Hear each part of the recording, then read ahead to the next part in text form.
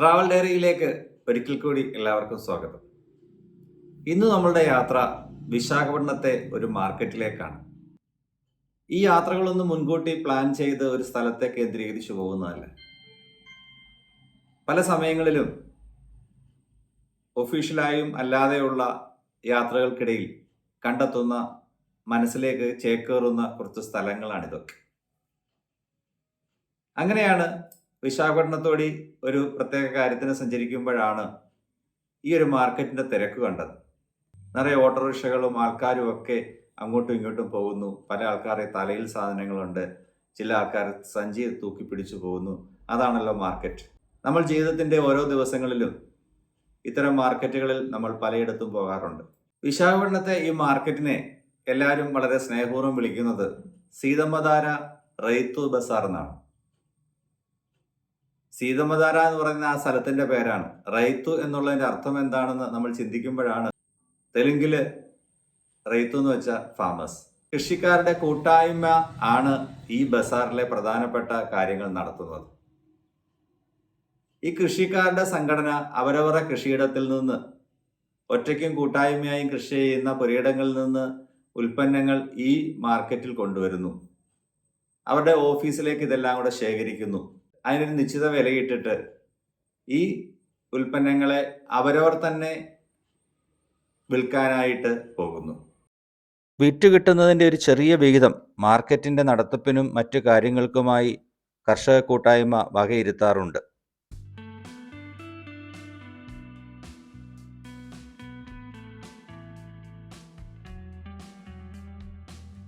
അവരവർ തന്നെ അവരവരുടെ ഉൽപ്പന്നങ്ങളെ വിൽക്കുമ്പം അവർക്കുണ്ടാകുന്ന ഒരു സന്തോഷമുണ്ടല്ലോ. ഇത് വാങ്ങുന്ന ആളുകളുടെ ഒരു സന്തോഷം വളരെ ഫ്രഷ് ആയിട്ട് നമുക്കത് ആ മാർക്കറ്റിലൂടെ നടന്നു പോകുമ്പോൾ മനസ്സിലാവും. വലിയ തർക്കങ്ങളോ ബഹളങ്ങളോ ഒന്നുമില്ല. വളരെ സൈലന്റ് ആയിട്ട് അവർ ഇങ്ങനെ ഓരോരുത്തരും സാധനങ്ങൾ വിറ്റുകൊണ്ടേയിരിക്കുന്നു. ആളുകൾ ഓരോരുത്തരുടെ ഇടത്തേക്ക് പോകുന്നു, അവരവർക്ക് വേണ്ടുന്ന സാധനങ്ങൾ തിരഞ്ഞെടുക്കുന്നു. അങ്ങനെ വളരെ സമാധാനമായിട്ട് പോകുന്ന ഒരു മാർക്കറ്റാണ്. വലിയ അഴുക്കുമൊന്നുമില്ല. ഈ സാധാരണ മാർക്കറ്റിലൊക്കെ ഇങ്ങനെ എല്ലാം കൂട്ടിയിട്ട് അങ്ങനെ വേസ്റ്റ് ഒക്കെ കൂട്ടിയിട്ടിട്ട് ഒരു വല്ലാത്തൊരവസ്ഥയിൽ കിടക്കുന്നു. നമുക്ക് അതിൽ കടന്നു പോകാൻ പറ്റും. ഒരു ചെറിയൊരു മഴച്ചാറ്റിലൊക്കെ ഉള്ള സമയമായിരുന്നു എങ്കിൽ പോലും നമുക്ക് സ്വസ്ഥമായിട്ട് അതിനകത്തൂടെ കയറി ഇറങ്ങാൻ പറ്റുന്നൊരു സാഹചര്യം ഉണ്ടായിരുന്നു. പിന്നെ മറ്റൊരു കാര്യം ശ്രദ്ധിച്ചത്, ഓരോ കച്ചവടക്കാരനും ഇരിക്കുന്നതിൻ്റെ നടുക്കായിട്ട് 3-4 ഇഷ്ടിക വെച്ചിട്ട് ഒരു തിട്ട പോലെ കെട്ടി അത് തിരിച്ചിട്ടുണ്ട്. അതിന് ടൈൽസ് ഇട്ടാണ് അത് ചെയ്തേക്കുന്നത്. അപ്പോൾ അതിൻ്റെ ഉള്ളിൽ വേണം ആ കച്ചവടക്കാരൻ്റെ സാധനങ്ങൾ വെച്ച് വിൽക്കാനായിട്ട്. ആ കച്ചവടക്കാരൻ ആ സാധനങ്ങളെ കൃത്യമായിട്ട് വാങ്ങിക്കാൻ വരുന്ന ആൾക്കാരുടെ കണ്ണിലേക്ക് ആകർഷിക്കുന്ന രീതിയിൽ തന്നെ അടുക്കി ഇങ്ങനെ വെച്ചിരിക്കുകയാണ്. അതിനിടയിൽ പൂക്കച്ചവടവും അവിടെ നടക്കുന്നുണ്ട്. അന്നത്തെ ഫംഗ്ഷന് ഞങ്ങൾക്ക് കുറച്ച് പൂവ് വേണമായിരുന്നു. പൂക്കൾ മൊത്തക്കച്ചവടക്കാരിൽ നിന്ന് അവർ വാങ്ങിച്ചു വെക്കുന്നതാണ്.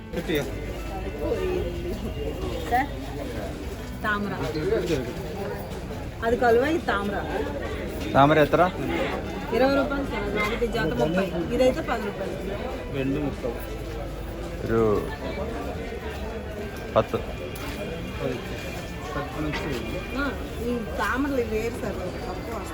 സാധാരണ നമ്മുടെ കേരളത്തിൽ കിട്ടുന്ന എല്ലാ ഉൽപ്പന്നങ്ങളും അവിടെയുണ്ട്. പിന്നെ അവരുടേതായ ചില കാര്യങ്ങൾ, ചില ചീര പോലുള്ള കാര്യങ്ങളൊക്കെ നമുക്ക് പ്രത്യേകം അവിടെ കാണാൻ പറ്റും. അതുകൂടാതെ പുറത്തുനിന്ന് കൊണ്ടുവരുന്ന, അന്യ സംസ്ഥാനങ്ങളിൽ നിന്ന് കൊണ്ടുവരുന്ന ഡിഫറെൻ്റ് ആയുള്ള ഫ്രൂട്ട്സുകൾ അവർ ശേഖരിച്ചു വെച്ചിട്ടുണ്ട്. അതുപോലെ അതിനകത്തൊരു കർഷക സംഘത്തിൻ്റെ തന്നെ ഒരു പ്രൊവിഷൻ സ്റ്റോർ, പലചരക്കടയും സ്റ്റേഷനറി കടയൊക്കെ ആയിട്ടുള്ളൊരു കാര്യങ്ങൾ വെച്ചിട്ടുണ്ട്. ഇവിടെ ഞാൻ അറിഞ്ഞൊരു കാര്യം, ഇവിടുന്ന് ഉൽപ്പന്നങ്ങൾക്ക് സാധാരണ മാർക്കറ്റിൽ കിട്ടുന്നതിനെക്കാട്ടിൽ അല്പം വിലക്കുറവാണ്. കാരണം ഈ കർഷകർ നേരിട്ട് ഇതിനെ സെയിൽ ചെയ്യുന്നത് കൊണ്ട് കുറച്ച് നല്ല വിലക്കുറവിൽ സാധനങ്ങൾ കിട്ടും എന്നുള്ളതാണ്. അങ്ങനെ ഞാൻ ആ മാർക്കറ്റ് മുഴുവൻ ചുറ്റിക്കണ്ടു. വളരെ ഏറ്റവും ശ്രദ്ധേയമായി തോന്നിയത് വളരെ സമാധാനത്തോടെ ഉള്ള ഒരു മാർക്കറ്റാണ്. ആളുകളിൽ നിന്ന് ഇങ്ങനെ വലിയ ഉച്ചത്തിൽ ഈ സാധനം ഇതെടുക്കൂ എന്നൊന്നും ആരും വിളിച്ചു പറയുന്നില്ല. ഈ വരുന്ന ആൾക്കാർക്ക് ആ ഒരു തിരക്കില്ലാതെ ഇഷ്ടമുള്ളിടത്ത് പോയി ആൾക്കാർ വാങ്ങിക്കാം. ഈ മാർക്കറ്റിലെ കുറിച്ച് ഇങ്ങനെ ഒരു വീഡിയോ ഇടണമെന്ന് മനസ്സിൽ തോന്നിയത് ഒരു പ്രത്യേക കാര്യമുണ്ട്. ഈ മാർക്കറ്റിലൂടെ ഇങ്ങനെ ഓരോ ആൾക്കാരെയും കണ്ട് അവർ ഉൽപ്പന്നങ്ങളും കണ്ട് ഇങ്ങനെ നടക്കുന്ന വഴിക്കാണ് ഒരു കാര്യം മാത്രം ശ്രദ്ധയിൽപ്പെട്ടു. 10 രൂപ 2 കെട്ട് മേടിച്ചു. മാവിലകൾ കെട്ടിക്കൂട്ടിയിട്ടിരിക്കുന്നു. നമ്മുടെ നാട്ടിലൊക്കെ ചീര ഇങ്ങനെ കെട്ടിക്കൂട്ടിയിട്ടേക്കുന്നത് പോലെ മാവിലകൾ ഇങ്ങനെ കെട്ടി അതിൻ്റെ അഗ്രം ഒടിച്ച് അതിൻ്റെ ഇലകൾ ഇങ്ങനെ ചേർത്ത് ധരിച്ച് ഓരോ കെട്ടായിട്ട് ഇട്ടിരിക്കുന്നു. അതാണ് ആ മാർക്കറ്റിനെ കുറിച്ച് ഒരു വീഡിയോ ചെയ്യാൻ തോന്നിച്ചത്. എൻ്റെ കൂടെ വന്ന നരേഷാണ്, വിശാഖപട്ടണം ശാന്തിഗിരി ഹോസ്പിറ്റലിൻ്റെ മാനേജറായിരുന്നു എൻ്റെ കൂടെ വന്നത്. നരേഷിനോട് ചോദിച്ചു, ഇതെന്താണ് മാവല ഇങ്ങനെ വിൽക്കുന്നത്? നമ്മുടെ കേരളത്തിൽ നമ്മളങ്ങനെ രീതി കണ്ടിട്ടില്ല. അപ്പോൾ നരേഷാണ് പറഞ്ഞത്, ഇത് ഇവിടേക്ക് ഉത്സവവുമായി ബന്ധപ്പെട്ടാണ്, അല്ലെങ്കിൽ ഏതെങ്കിലും ഒരു നല്ല കാര്യം, ഒരു തുടക്കമൊക്കെ വരുന്ന സമയത്ത് മാവിലകൾ കോർത്ത് ഇങ്ങനെ വീടിൻ്റെ മുമ്പിൽ ഇടാറുണ്ട് എന്ന് നരേഷാണ് പറഞ്ഞത്. തെലുങ്കില് ഈ മാവിലകൾക്ക് പറയുന്ന മാമിടി ആക്കു എന്നാണ്. മാമിടി ആക്കു. അപ്പോൾ ഈ മാമിടി ആക്കുവിന്റെ കെട്ടുകൾ ഇങ്ങനെ കെട്ടിയിട്ടേക്കുന്നു. അപ്പൊ ഞാൻ നരേഷിനോട് ചോദിച്ചു, ഇതിന്റെ വില എത്രയാണെന്ന് ചോദിക്കാൻ പറഞ്ഞു. 10 രൂപയുള്ളൂ ഒരു കെട്ടിന്. ഞാനും ഒരു 2 കെട്ട് വാങ്ങി. അന്ന് അവിടെ ഒരു ചെറിയ ഫംഗ്ഷൻ ഉണ്ടായിരുന്നു. ആ ഫംഗ്ഷൻ ഉപയോഗിക്കാമല്ലോ എന്ന് വിചാരിച്ചാൽ ഞാനും 2 കെട്ട്. ഞാൻ ആദ്യമായിട്ടാണ് അങ്ങനെ മാവലയുടെ ഒരു കെട്ട് വാങ്ങിച്ച് ഒരു ഫംഗ്ഷനായിട്ട് ഉപയോഗിക്കാൻ പോകുന്നത്. അപ്പം അതെനിക്കൊരു പുതിയ അറിവായിരുന്നു. ഇങ്ങനെ മാർക്കറ്റിൽ ഇത്രയും മാവല കൊണ്ടൊന്ന് കൂട്ടിയിട്ടിട്ട് ആളുകൾക്ക് വാങ്ങിച്ചുകൊണ്ട് പോകാൻ പറ്റുന്ന ഒരു സാഹചര്യം ഒരുക്കുന്ന ഒരു മാർക്കറ്റ് ഞാൻ ആദ്യമായിട്ടാണ് കാണുന്നത്. ഇപ്പോൾ ആസാമിലെ ആണെങ്കിലും ഗുജറാത്തിലെ ആണെങ്കിലും ഇതുപോലെ കേരളത്തിലെ ആണെങ്കിലും ഓരോ മാർക്കറ്റുകളിൽ നമ്മൾ പോയിട്ടുണ്ട്. ഓരോന്നിനും അതിൻ്റെതായ ഒരു വ്യത്യസ്തത നമുക്ക് ഫീൽ ചെയ്യാറുണ്ട്. പിന്നെ അവിടെ അപ്പുറത്തോട്ട് മാറിയ ഒരു ആൽമരം നിൽപ്പുണ്ട്. ഇങ്ങനെ നല്ല ഉയരത്തിൽ നിൽക്കുന്ന ഒരു ആൽമരം. അതിൻ്റെ കീഴെ ഇങ്ങനെ വള്ളികൾ, അതിൻ്റെ വേര് പോലുള്ള വള്ളികൾ ഞാൻ അതിൻ്റെ തറയിൽ തൊട്ട് നിൽക്കുന്നു. അതിൻ്റെ മൂട്ടിലും ആൾക്കാരിരുന്ന് വിൽക്കുന്നുണ്ട്. നമ്മളുടെ ഓരോ യാത്രകളിലും ഇതുപോലുള്ള ഓരോ കാര്യങ്ങളിലേക്ക് കടന്ന് ചെല്ലുകയാണെങ്കിൽ നമുക്ക് ആ പ്രദേശത്തെക്കുറിച്ചുള്ള ഒരു അറിവ് കിട്ടും. ഇപ്പം നമ്മൾ അങ്ങനെ പോയത് കൊണ്ടാണല്ലോ ആ മാവില സംസ്കാരത്തിൻ്റെ പ്രത്യേകതയെക്കുറിച്ച് നമുക്ക് മനസ്സിലാക്കാൻ പറ്റിയത്. ഇപ്പം അവിടെ വിനായക ചതുർത്ഥി നടക്കുന്ന സമയത്താണ് ഞാൻ അവിടെ പോയത്.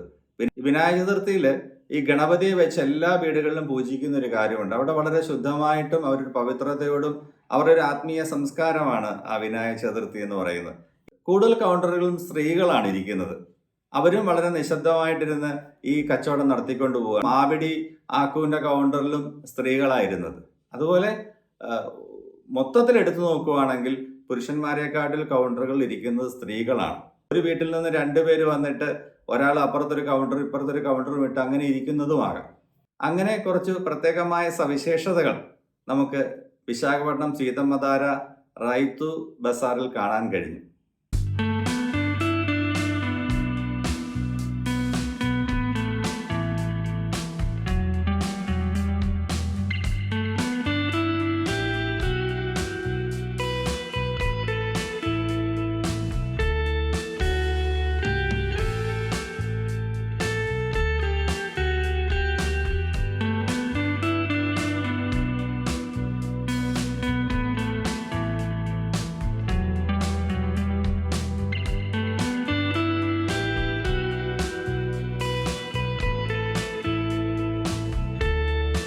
വളരെ സന്തോഷം.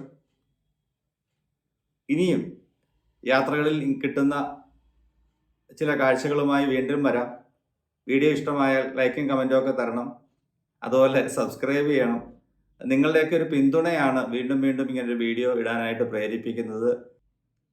അപ്പോൾ നമുക്ക് വീണ്ടും കാണാം. വീണ്ടും സന്ധിപ്പവരെ വണക്കം.